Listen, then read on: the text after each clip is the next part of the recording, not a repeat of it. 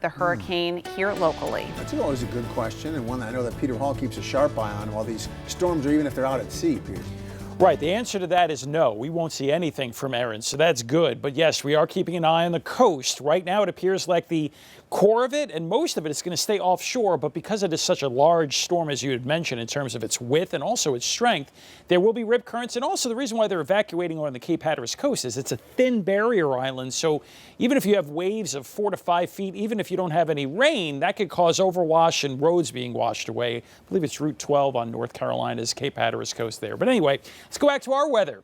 Our next weather makers are this. So what a beautiful day today was, right? Yeah, sunshine, some high thin clouds and temperatures in the mid-70s.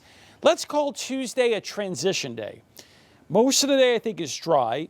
It should be at least equally as warm. It's just not going to be as bright and sunny. Figure filtered sun and clouds with clouds increasing. And while I can't completely rule out a shower at the end of the day, the best chances for rain are actually Tuesday night. We'll come back to that in a minute. Our wettest weather, meaning the steadiest, heaviest rain, looks to be late Tuesday night through Wednesday morning and maybe even through the lunch hour Wednesday. So, unfortunately, if you like to get to the fair, first thing when they open tomorrow morning, as you'll see, it's likely to be wet and cool. However, after that, we start transitioning the other way.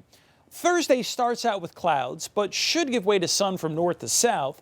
And we should be dry from Thursday afternoon through late Saturday. So there's plenty of good weather ahead too. So there's going to be some different weather through the course of the week. First things first, what happens tonight? Just a few thin high clouds.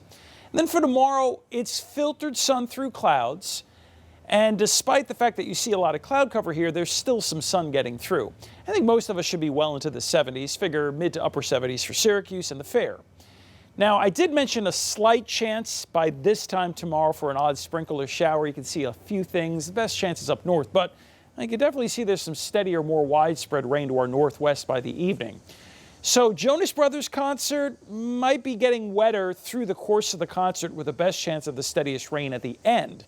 And then, as I've mentioned, between midnight and dawn, Tuesday night through Wednesday morning, you can see some heavier rain here.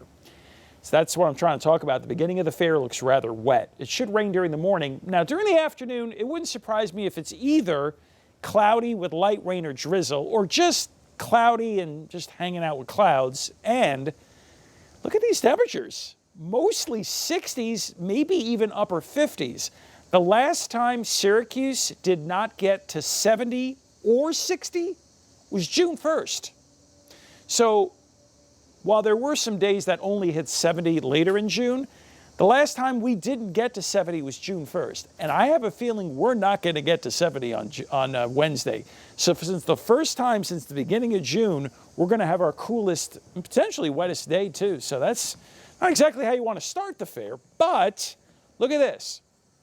Thursday, yes, it may start off cloudy and drizzly, but it gets brighter. So Thursday afternoon, good.